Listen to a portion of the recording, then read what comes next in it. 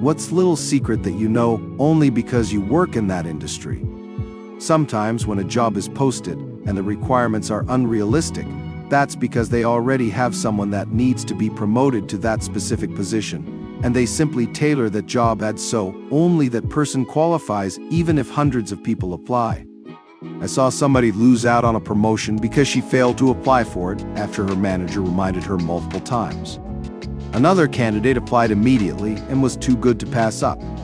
This girl had to train her supervisor for the role she was hand-picked for, but kept forgetting to apply. She was bitter for the rest of her time at the company. Person who hires occasionally here, that's only true 20% of the time you see that. The other 80% of the time it's because of someone lazy or incompetent in the hiring chain. The number of times I've seen a job description get written by taking the last one and adding whatever the top 5 things the last person wasn't good enough at is breathtaking. Pretty soon you have a job description requiring 20 years of experience to actually meet on an entry-level role. Carpenter here. After 8 years of framing houses, 3 as a foreman, and now 3 years of trim carpentry, I've realized that the vast majority of houses aren't built to code or are just slapped together with the cheapest products. Most inspectors aren't willing to crawl around in the roofs and won't look in the subfloor, and plenty of contractors know this.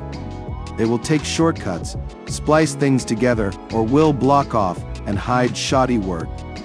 If you have an island in your kitchen that has been framed, there is a phenomenal chance that you have some pizza crusts, Modelo bottles, or a piss bottle hidden inside. Drywallers seem to hate walking their trash to the dumpster. 100-year-old houses are a thing of the past. A lot of the TV news you watch isn't really news, just a press release from a business, an organization or a government turned into a news story. Used to work for a news clipping transcription agency. We'd have organizations or companies or governments calling us, say they sent some press release to the newspapers, radio and TV, and wanted every news item that mentioned it.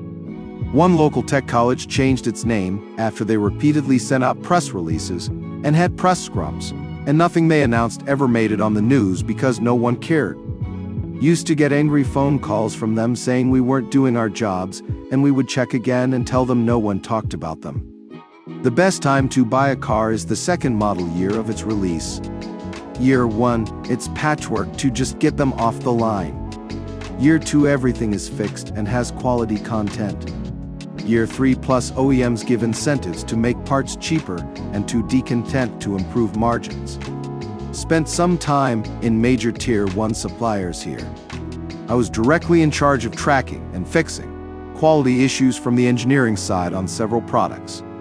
Quality pretty much always went up into every single year from launch through end of regular production. Yes, what we were paid also went down. Mostly this came from continuously nibbling away at process inefficiency, although sometimes we were losing money on something by end of life and just doing it to avoid contract penalties. This gets made up for with the higher margin on new products. OEMs hate putting risk or change in field to active programs. The sort of make it cheaper, even if you give something up, that you're talking about almost always comes in either when the program ends normal production and switches over to service at a different supplier, or when we design the new one for the next vehicle generation. Totally agree that the first year of many programs is rough. The lumber industry is actually pretty crazy. The federal government will raise tariffs on Canadian lumber if the price starts to beat American lumber. If this happens, lumber mills will sometimes shut down for extended periods of time, essentially causing a lumber shortage.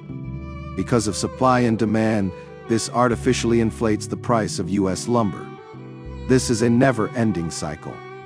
All of this causes incremental increases in the price of goods.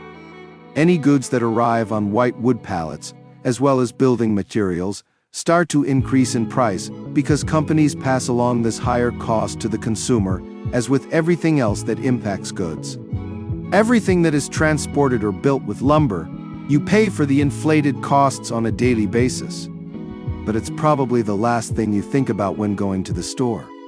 Video game development is a chaotic mess, It's a miracle that any game comes out at all, let alone with any amount of polish. Also, audiences like to blame QA for bugs, but that's extremely misguided. I guarantee that QA knows about every bug in detail, including tons most players have never even encountered. The real folks to blame are management who choose not to put resources towards fixing these bugs. Things that you buy that come in eco-friendly packaging are first removed from their regular plastic packaging and then put back into the new packaging. It's actually a double waste.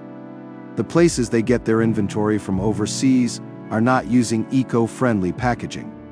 Go to a container shipyard, everything is shipped to minimize cost. Generally, any biodegradable plastic cannot biodegrade unless it goes to a very specialized composting center, that of which are very rare. More so, biodegradable plastic that enters the recycling stream will probably make the recycling worse. I would argue that there are many instances where things have been overpackaged just for the threat of issues, when in fact if researched and packed more efficiently, quality could still be maintained.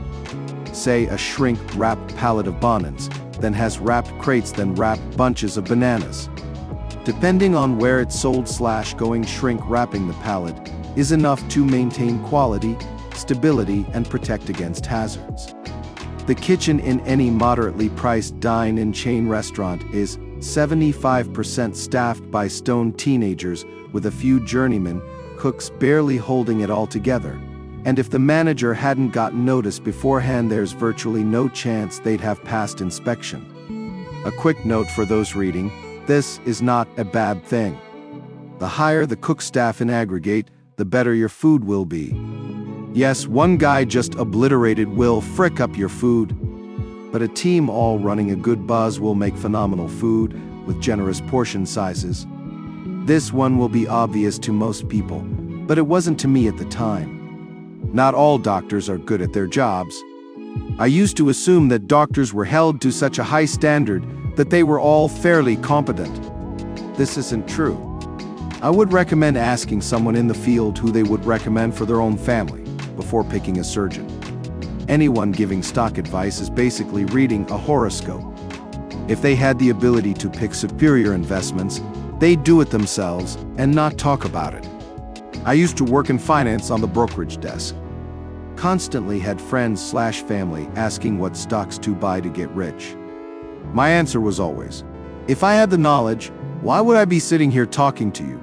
I'd be on my own private island somewhere having beautiful women bring me rum and cokes on the beach made of diamonds and rubies. I'd drive into Accord. You think I know how to make you rich? Then I would tell them that actually, I do know how to get roughly $1 in million. Put a few $100s into an index fund every month for 40 years. You should, depending on how much you invested each month, have between 1 and 2 million after the 40 years. My old professor teaches exercise science, once taught the military, did international research on muscles, and was an ex-bodybuilding champ, worked at GNC. His spiel on the entire vitamin industry, and more specifically, the workout supplements, is a whole sham. Why do you think these supplements aren't meeting FDA requirements? OTC testosterone boosters? Doesn't work. A majority of the supplements don't work. Physicians can support this. Unless you are deficient, your body won't be absorbing and storing extra vitamins and nutrients in your body. Excess gets excreted. 2 things, he does vouch for our protein use and creatine use. Healthcare equipment costs are massively inflated in the US. For example, the batteries that go into the little blood pressure electric carts will cost hundreds to replace. But they are virtually identical to the game feeder batteries you can buy at sporting goods shops for maybe $20, and those costs are lower in other countries. The manufacturers know they can inflate costs in the US far more than anywhere else. It is cheaper to buy a replacement X-ray tube overseas, import it legally, pay all the associated fees and shipping costs than to buy one here in the US. Same tube, same specifications. Maybe an open secret by now, but all those real estate reality shows where couples are looking for houses. They're already in contract with the one they want before they start filming. The production crew works with a local realtor to find 2 jabroni houses to take the fall. That realtor will be in the show credits. They're already in contract with the one they want before they start filming. Our house was in one of those shows. We knew from the get-go that our place would not be chosen. Everything was scripted. We did chuckle at the couple's reasoning for picking the home they chose. They said it was closer to the beach. It was not. We were. The crew was really nice though. Do you know any dirty industry secrets? Feel free to share them in the comments below. Make sure to like and subscribe for more daily videos.